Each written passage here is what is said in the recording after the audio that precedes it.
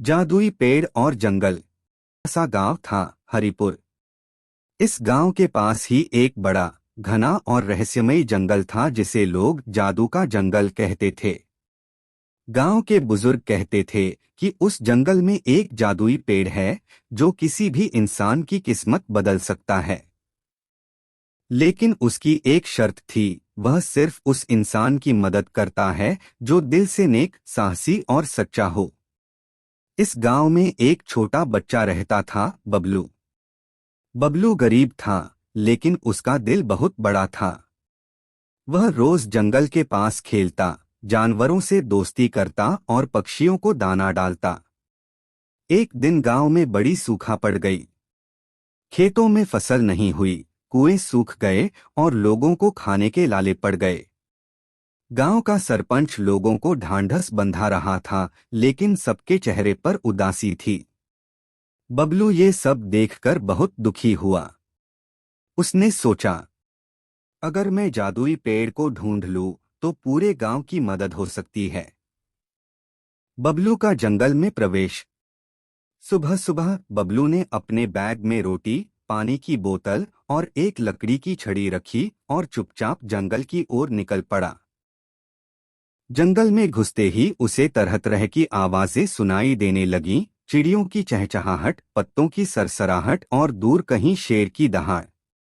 बबलू डर तो रहा था, लेकिन उसने खुद से कहा, मुझे डरना नहीं है। मैं अपने गांव वालों के लिए ये कर रहा हूं।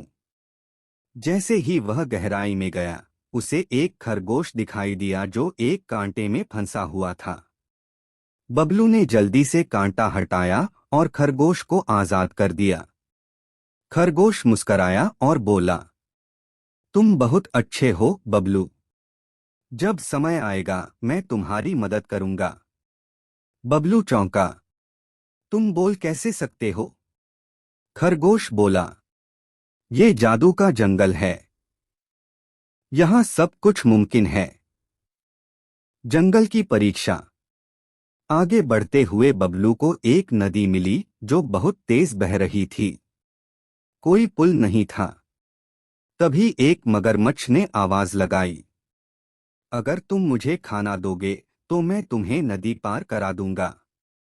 बबलू ने अपनी बची हुई रोटी मगरमच्छ को दे दी और मगरमच्छ ने उसे अपनी पीठ पर बिठाकर नदी पार करा दिया। जैसे ही वह आगे बढ़ा, एक पेड़ से आवाज आई, ओ बबलू, अगर तुम मुझे पानी दोगे तो मैं तुम्हारा रास्ता बताऊंगा। बबलू ने अपनी बोतल का सारा पानी पेड़ की जड़ों में डाल दिया। तुरंत ही पेड़ हरा हो गया और उसकी शाखाएं हिलने लगीं। पेड़ बोला, जाओ सीधे दक्षिण की ओर। वहां तुम्हें वह मिलेगा जिसे तुम खोज रहे हो। जादुई पेड़ से मुलाकात। बबलू सीधे दक्षिण की ओर चल पड़ा। कुछ ही दूर जाकर वह एक गोल मैदान में पहुंचा।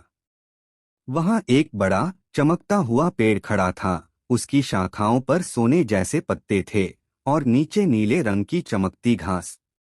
पेड़ ने बबलू को देखा और पूछा, तुम कौन हो, बच्चे?